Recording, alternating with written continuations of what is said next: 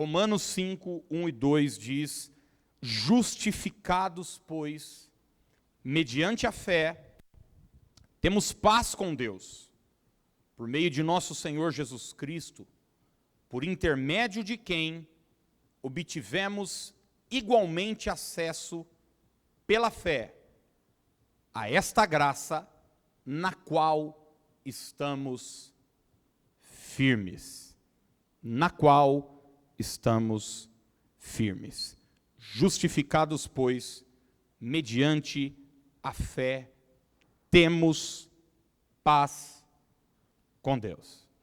Eu me lembro quando eu era menino, era muito comum na escolinha, com os meus amigos, quando a gente brigava com alguém por causa de qualquer coisa, futebol, alguma bobagem qualquer, a gente normalmente virava pro amiguinho da escola e dizia o quê? O que é que você dizia? Belém, Belém, nunca mais fico de bem. Lembra disso, não? Botava o dedinho aqui, chegava e lembro disso. A infância inteira minha foi marcada por isso. Chegava para o amiguinho do lado e falava: Belém, Belém, nunca mais fico de bem até o ano que vem. Nunca mais até o ano que vem. E 2 minutos depois, como é que estava? Com o dedo mindinho assim. Né? Vamos fazer as pazes. Vamos nos reconciliar, né? Em busca de paz. Nos meus 15 anos agora, nesse mês agora de abril, eu completo 15 anos de casado e 15 anos de ministério pastoral. Uma das experiências e uma das coisas que eu mais tenho visto no meio da igreja é gente que está de mal com Deus. Gente que está brigada com Deus. Está até na igreja, frequenta os cultos, canta, entrega dízimo, oferta, lê a Bíblia, mas a relação sempre teve estremecida, não anda boa. É mais ou menos como aquele casal que fala o seguinte: cara, não está legal, mas também aí o mercado não tem muita coisa boa, então largar essa altura do campeonato pode ser pior do que continuar. Eu já ouvi cristãos falarem: ruim com ele.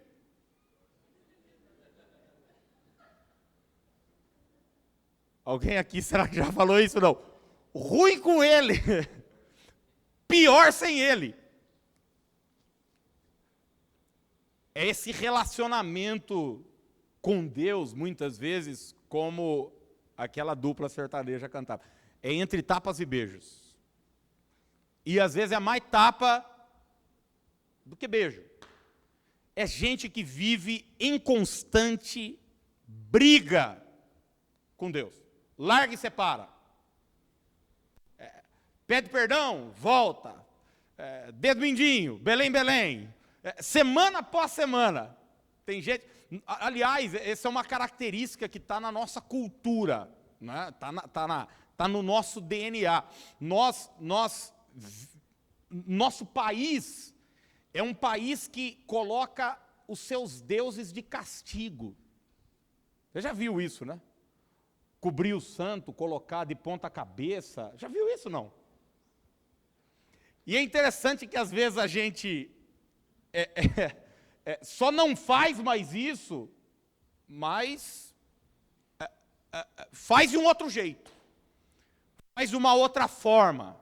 A gente vive uma relação conturbada com a nossa divindade, com o nosso Deus.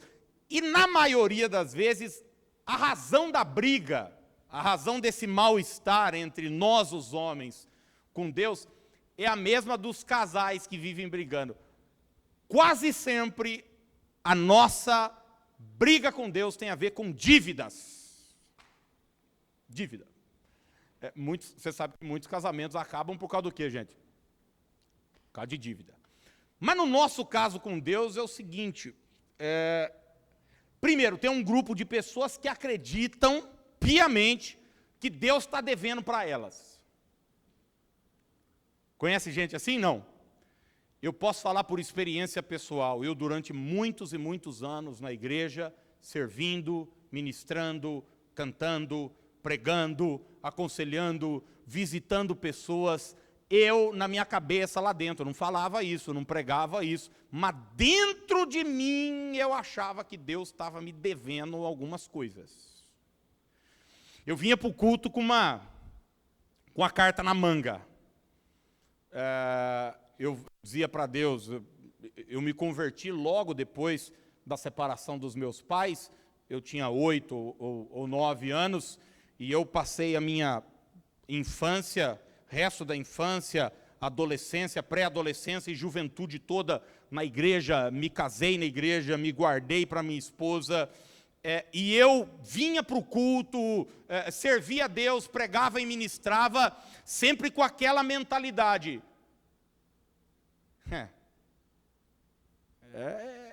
O senhor está me devendo. Eu ando aqui, ó, na linha, eu faço tudo direitinho. Tem gente que vive essa relação ruim com Deus, por achar que Ele está devendo alguma coisa para a gente. E existe um outro grupo de pessoas que acreditam que devem para Deus também. Tem uns que acham que Deus deve e tem outros que acham que devem para Deus. Ô, gente, e não tem coisa pior do que você tá devendo para alguém ou alguém está devendo para o seu, você ter que ficar trombando com essa pessoa o tempo inteiro. É verdade? Eu não sei se você já passou por uma dificuldade financeira em algum momento da sua vida e você teve que fazer uma escolha para quem dever. Para quem que eu vou... Eu, por exemplo, uma vez, eu sempre fui muito regrado financeiramente, sou até hoje, mas teve um período, a Dani acabou perdendo o emprego e eu tinha um custo fixo muito alto, eu tinha comprado um carro e tal, daí eu precisei escolher, para quem que eu vou dever? Eu falei, pô, eu vou dever para o Olavo Setúbal, dono do Itaú, porque eu não vou encontrar com ele. O cara que é dono da casa onde eu moro, eu encontro com ele na rua. O outro, fulano de tal, que eu fiz uma prestação, comprei roupa para os meus filhos, ele frequenta a igreja. O outro, não sei... Então, porque se eu ficar encontrando constantemente para quem eu devo, minha vida vai virar um inferno. Eu vou querer atravessar a calçada. Ou o contrário, né? Alguém está devendo para você. Eu me lembro uma vez eu emprestei dinheiro para uma pessoa, e daí ele ia me pagar assim, tipo, em 10 vezes. Vai muito tempo. Eu era moleque, criança, e eu sempre guardei dinheiro na poupança. E daí, emprestei. E eu me lembro que no primeiro mês a pessoa pagou, no segundo pagou um pouquinho atrasado, no terceiro não pagou, e foi o mês de aniversário da pessoa. E me convidou para a festa. E eu me lembro de ter ido para a festa, e eu olhava aquele bolo, falava, meu Deus, eu que estou bancando isso aqui, ó. Eu devia ter 12, 13 anos, um negócio assim, talvez um pouco mais. Falava, caramba, eu que estou pagando esse bolo aqui, cara, como é que pode, né, e tal. E é insuportável você conviver com esse ambiente de dívida. Você está devendo, o outro está devendo, e boa parte de nós levamos a vida cristã, o nosso relacionamento com Deus, assim, sentimento horrível. Você se lembra quando Deus ele vai até o jardim? Porque todo dia Deus descia até o jardim e conversava com Adão na viração do dia. Mas o dia que Adão peca, Deus desce lá, cadê Adão? Onde é que ele estava, gente? Foi se esconder, por quê? Estava devendo. Caçou uma árvore lá, uma moita, sei lá, algum lugar lá, ficou lá atrás, Ele falou, não, então, eu vi seus passos. Tá doido, cara? Eu vi seus passos. É como quem tá devendo, toca o telefone. Você fala, oh, meu Deus do céu, quem será agora? Será que é algum oficial de justiça batendo a campainha da minha casa? Será que... Ai, meu Deus! Adão vai lá se esconder. Eu me lembro, quando moleque ali na frente da casa da minha avó, a gente jogava bola e chutava. E um dia eu quebrei o retrovisor do carro da Tere, vizinha da minha avó. Ela tinha aquele Gol, aquele primeiro Gol, lembro até hoje. Quadradinho, chutei azul. Esse aí ficou tempo com ele. E eu chutei e pá, quebrou o retrovisor. O que é que eu fiz, gente? Fui arrumar o retrovisor, fui lá bater, dona Tere, me perdoe. Eu corri para dentro da casa da minha avó e entrei debaixo da cama da minha bisavó. E eu me lembro do meu avô indo lá me buscar, porque a dívida faz isso com a gente. Esse sentimento de se esconder. Afinal de contas, a gente está com culpa no cartório. Nesse texto, Paulo, ele está nos dizendo o seguinte: justificados, pois, mediante a fé, temos paz com Deus. Paulo diz que o nosso relacionamento com Deus não precisa estar estremecido. Paulo diz que o nosso relacionamento com Deus não precisa estar abalado se nós tivermos fé em Jesus Cristo. Em Jesus Cristo. Jesus Cristo, Paulo diz, nos torna justos diante de Deus.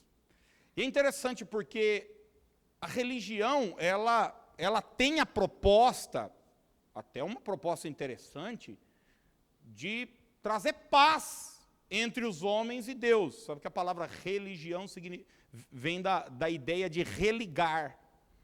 Ligar novamente aquilo que foi quebrado. O problema é que a religião parte daqui para lá. De baixo para cima. Isso é impossível. Daí a gente começa a receber uma cartilha do que fazer, do que não fazer. Não é assim? Faça isso, não faça aquilo outro e tal. E o resultado é o quê, gente? Mais culpa e menos paz. A gente não dá conta de lidar com essa cartilha que nos passam. A gente constantemente se sente mais culpado, mais envergonhado, e a nossa relação com Deus continua estremecida. Você vai ver que desde o Éden, Deus está deixando claro, só existe uma forma de nós vivermos em paz. É através do Cordeiro que tirou o pecado do mundo. Desde o Éden. Tanto é que você vai ver que a atitude de Adão, em Gênesis 3:7, para cobrir a sua vergonha, para cobrir a sua culpa, para remediar o fato dele perceber que está nu diante de Deus e tal, o que é que ele faz? Ele pega umas folhas lá e faz uma sunguinha. Não é? O que é isso? É uma forma humana de tentar dizer, não, tá tudo certo, vamos tocar em frente. Mas você se lembra o que é que Deus faz em Gênesis 3:21, depois de conversar com Adão? Um animal morre, ele pega a pele de um animal. Note isso. Um animal precisa ser morto. Sangue precisa ser derramado. Deus pega a pele daquele animal e cobre a vergonha de Adão. Deus estava dizendo para Adão, o segredo não está em você tentar arrumar do seu jeito, da sua forma, cobrir sua vergonha e se relacionar comigo. O jeito é meu. Você vai ver quando Caim e Abel vão apresentar a sua oferta a Deus, Caim vai apresentar a Deus o que? O resultado do seu esforço, do seu empenho, plantou, colheu. Eu percebo Caim chegando suado, sujo, com as mãos cheias de terra, mexi, você aceito, esbaforido, cansado, está aqui minha oferta, está tudo certo entre nós. Deus olhou e falou, tá não. Aí chega o outro. Com o quê? Com um cordeiro. Um cordeiro. E Deus falou, desse jeito está certo. Desse jeito está bom. Está aceito. Está aceito. Quando Deus pede para Abrão ir até o Moriá e oferecer o seu filho como oferta, você se lembra que Isaac não foi aceito como sacrifício. Quando Deus vê Abraão com o cutelo levantado para matar o menino, Deus o repreende e daqui a pouco um cordeiro aparece. E aquele cordeiro que é aceito como oferta. O tempo todo, desde o Gênesis, desde o Éden até os dias de hoje, a palavra de Hebreus 9, 22 se reafirma: sem derramamento de sangue não há remissão. Vamos repetir isso juntos? Diga, sem derramamento de sangue não há remissão. Em outras palavras, para que o homem seja aceito diante de Deus, para que haja reconciliação, para que haja paz, para que haja um bom relacionamento entre o homem e Deus, alguém precisa morrer. Sangue precisa ser derramado. E você vai ver que no Egito, onde a primeira Páscoa acontece, é isso. Você vai ver que muitos egípcios morrem naquela primeira Páscoa, mas os hebreus que estão ali são aceitos. Por quê? Porque eles têm nos umbrais da porta da casa o quê? Sangue de um cordeiro. Sangue de um cordeiro. Quando o anjo da morte passava, Páscoa significa passagem, essa passagem no Egito, quando o anjo da morte passou ali no Egito, ele olhava, existia sangue nos umbrais da porta da casa, então ele passava. Se não existia, os primogênitos eram mortos. Mas tem uma coisa, Êxodo capítulo 12, verso de número 5, Deus deu uma ordem a Moisés, que esse cordeiro, esse animal que ia ser morto, e a gente ia pegar o sangue dele, e colocar nos umbrais da porta, se você ler Êxodo 12, 5, diz que o cordeiro será sem defeito. Vou repetir, o cordeiro será sem defeito, não pode ter defeito. Pode ser um cordeiro cego, manchado, faltando uma perna, não. O cordeiro será sem defeito. E aqui está a chave para o nosso entendimento nessa manhã de Páscoa. Quando Jesus vai começar o seu ministério, o profeta que Deus levanta no Novo Testamento para anunciar a chegada do Messias é João Batista. E João Batista já tem muitos seguidores, mas quando Jesus começa a pregar, quando Jesus começa seu ministério, João vira-se para os seus seguidores, aponta para Jesus e diz: eis o Cordeiro de Deus. Ele é o Cordeiro de Deus, de Deus. Isso na memória daquele povo que conhecia a história de Adão, envergonhado, e que um animal precisou ser morto para cobrir a sua vergonha. Esse povo que conhecia a história de Abel oferecendo aquele cordeiro e sendo aceito por Deus, que conhecia a história de Abraão no Moriá, indo oferecer o seu filho, mas Deus provendo o cordeiro para o sacrifício, entenderam, chegou o tempo de Deus se reconciliar com os homens. Está aí o Cordeiro de Deus. Jesus chegou. Quando Marcos narra a morte de Cristo na cruz do Calvário, o texto diz em Marcos 15, 37, mas Jesus deu um grande brado e expirou.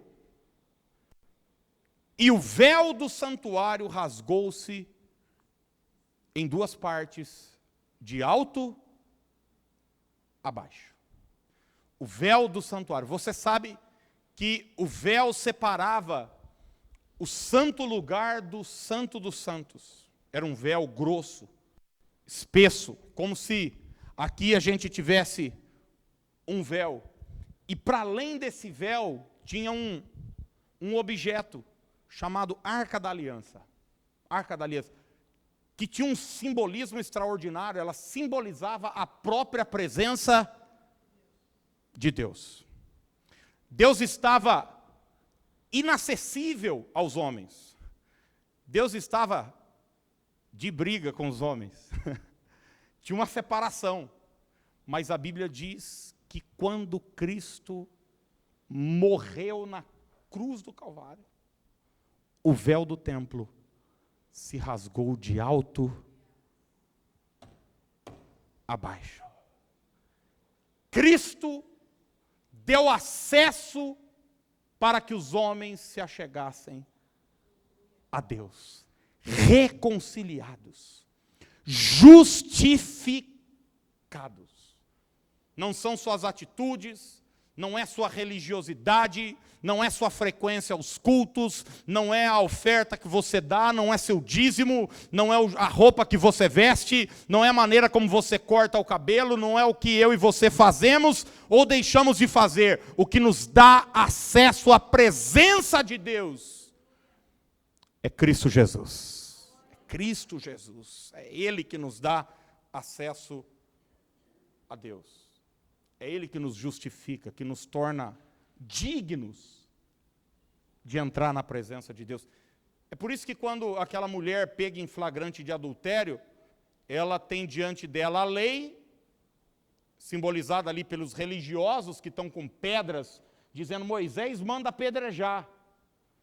E daí eles perguntam para Jesus, e aí, e o senhor fala o quê? O que é que Jesus faz com aquela mulher, gente? O que é que ele faz? Absolve ela. Absolve ela. Porque a lei trazia separação entre o homem e Deus. Se você não andar na linha, se você não fizer algumas coisas, se você não deixar de fazer outras coisas, você vai morrer. Mas quando o Cordeiro de Deus aparece, ele diz, você está justificado. Você está reconciliado, vá e não peques mais. É isso que fez Jesus absolver aquele ladrão ali na cruz. Não é? Quando a gente olha a imagem do Gólgota, a gente vê 3 cruzes, né? Jesus no meio e 2 ladrões. Eu aprendi quando menino que um ladrão era bom. É? Tinha um ladrão bom e um ladrão ruim. Já viu o ladrão bom, não? É o Robin Hood, né? É o ladrão bom. De bom não tinha nada, era canalha, igual o outro. Cafajeste, era sem vergonha. Ele não valia R$1. Era tranqueira, os 2, ninguém valia nada. Mas um estava lá gritando, viu? Salva-te a ti mesmo, salva nós também. O outro chegou e falou, viu, nós estamos aqui porque nós merecemos. Ele não. Ele não fez nada para estar aqui, ele não tem defeito. ele não tem mácula, ele não tem pecado. E daí ele vira-se para esse cordeiro, ele tem essa compreensão, e diz: lembra-te de mim quando entrares no teu reino. E Jesus vira-se para ele e diz: hoje mesmo estarás comigo no paraíso. Gente, nunca frequentou uma escola dominical esse sem vergonha. Nunca deu um dízimo na vida. Canalha, sem vergonha. Jesus disse: hoje mesmo estarás comigo no paraíso. Um dia nós vamos encontrar esse cara lá. Nós vamos encontrar esse cara lá. E dizer: que é isso, hein, rapaz? Na prorrogação, hein? Aos 47 do segundo tempo. Você era corintiano, só pode. O juiz deu um acréscimo para te livrar. Sabe, eu vou fazer uma pergunta que certamente vai virar uma chave na sua vida. Quando as pessoas chegavam com seus animais, você vai ver as festas, todas, a Páscoa principalmente, quando as pessoas chegavam com seus animais em Jerusalém, elas precisavam apresentar os animais para o sacerdote, para ver se aquele animal estava apto para, enfim. E quando o sacerdote, eu trazia o animal para o sacerdote, responda para você mesmo: o sacerdote ficava me analisando ou analisando o animal? O que é que não podia ter defeito? Eu ou a ovelha que eu levei? O que é que a Bíblia diz que não podia ter mancha, não podia ser cego, não podia faltar uma pata? Quem era analisado, gente? O cordeiro. O cordeiro era analisado. O sacerdote olhava. O cordeiro está te tornando apto a entrar na presença de Deus. O sacerdote não ficava olhando a pessoa, abre a língua, para aqueles palitinhos que médico faz, deixa eu ver seus olhos. Não, ele olhava o cordeiro. E eu quero perguntar para você: por que então, todas as vezes que você vai orar, ou vem para um culto, você se sente mal, porque você não se sente apto para falar com Deus? Quando Deus olha para cá, quando Deus olha quando você fecha a porta do seu quarto para falar com Ele, quando Deus daqui a pouco vai olhar para esse lugar, nós vamos participar da ceia, deixa eu dizer uma coisa para você: Deus não está olhando para você, Deus não está te analisando, Deus está olhando para o cordeiro. O cordeiro que não tem defeito algum. O cordeiro que não teve pecado algum. É esse cordeiro que que te dá acesso diante de Deus. O problema da justiça própria, o problema de quem se acha muito santo, muito adequado, é que ele se expõe, ele diz para Deus o seguinte: olha para mim. Não, nada contra a música, eu amo essa música. Ele está dizendo para Deus o seguinte: olha para mim, pode me avaliar, como aquele fariseu ali na sinagoga, batendo no peito, dizendo: eu não sou como esse publicano aí, eu jejuo, eu oro, eu dou o dízimo de tudo, eu faço isso, eu faço aquilo. E como é que está o outro, gente? O publicano, batendo no peito, cabeça baixa, dizendo, pelo amor de Deus, não olha para mim, não tem misericórdia na minha vida. Qual oração foi aceita? Do garganta ali do lado?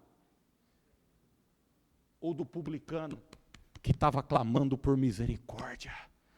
Que sabia que por suas próprias forças, por seu empenho, por sua capacidade, nunca seria aceito por Deus. Pois Jesus disse, a oração dele que foi aceita. Porque ele clamava por misericórdia. Misericórdia. Eu quero dizer para você hoje, em nome de Jesus, que quando Deus olha para mim e para você, Ele não nos vê, Ele vê a Cristo. Ele vê a Cristo. Ele vê a Cristo. Romanos 8:1 diz, agora pois, já nenhuma condenação há. Nenhuma condenação há para os que estão em Cristo Jesus. A minha preocupação e a sua preocupação deve ser única. É colocar a nossa fé em Jesus. Em Jesus. Em Jesus. É colocar a nossa fé no Cordeiro. Porque se você depositar a sua fé em si mesmo, você vai fracassar. Eu ia falar que você corre o risco. Não, você não corre o risco. Você vai fracassar. Porque uma hora ou outra, a gente tropeça. É da nossa natureza. É da nossa humanidade. Mas se a gente depositar a nossa fé em Jesus, nós temos paz com Deus. Essa é a mensagem da graça de Deus. Essa é a mensagem que nos reconcilia com Deus. Deixa eu dizer uma coisa. Essa não é uma mensagem para te tornar um cínico. Porque eu conheço muita gente que pega uma mensagem como essa, da graça, e está justificando, por exemplo, o seu quarto divórcio, que está partindo para o quinto, cada hora está com uma mulher, cada hora está com um homem. Tem gente que pega uma mensagem como essa e está justificando a sua vida de alcoolismo. Essa não é uma mensagem barata para a gente se esconder atrás. Não. Essa é uma mensagem que, pelo contrário, ela não abaixa o nosso padrão, ela levanta o nosso padrão. Ela nos torna mais parecidos com Ele, amando mais a Ele. Deixa eu dizer, o que colocou Pedro de joelho diante de Jesus, dizendo, se afaste de mim, eu sou pecador. Não foi uma palavra condenatória de Jesus, mas foi o fato de Jesus ter sido bom com ele. Pedro estava lá frustrado, lavando suas redes.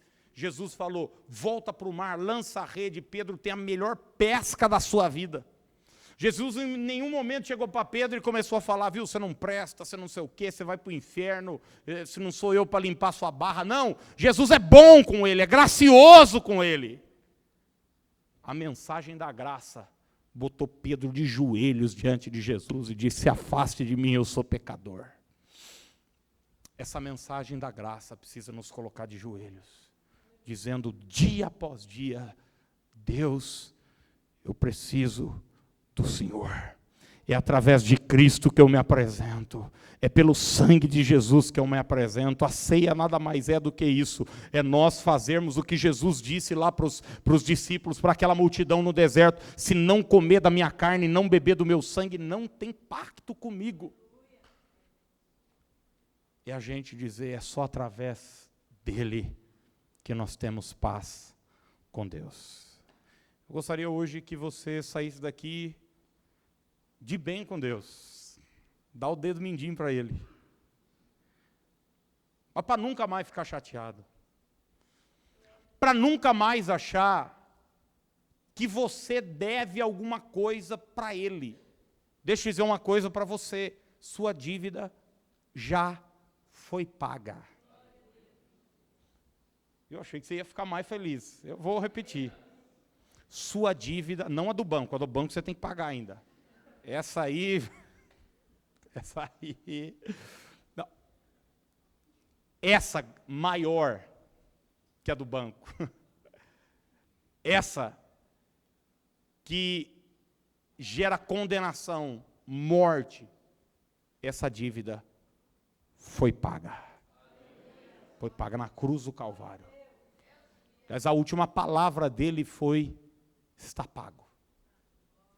Está consumado. Consumado. Não existe mais nada que eu possa fazer. Que em nome de Jesus a gente possa abraçar essa mensagem e viver em paz com Deus. Essa é a mensagem da reconciliação. Essa é a mensagem que nos torna justificados mediante a fé. Qual é o meu papel e o seu papel? É crer nisso que eu acabei de pregar. É crer que é só através de Cristo que nós temos acesso a Deus.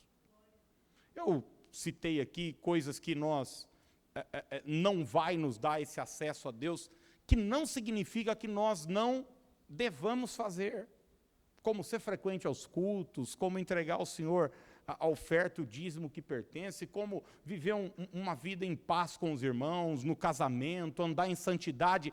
Nada disso é anulado. Mas não é isso, não são essas coisas. É isso que nos torna justificados. Vamos orar, vamos ficar de pé, por favor. Eu vou pedir aos irmãos da música chegarem. Aleluia.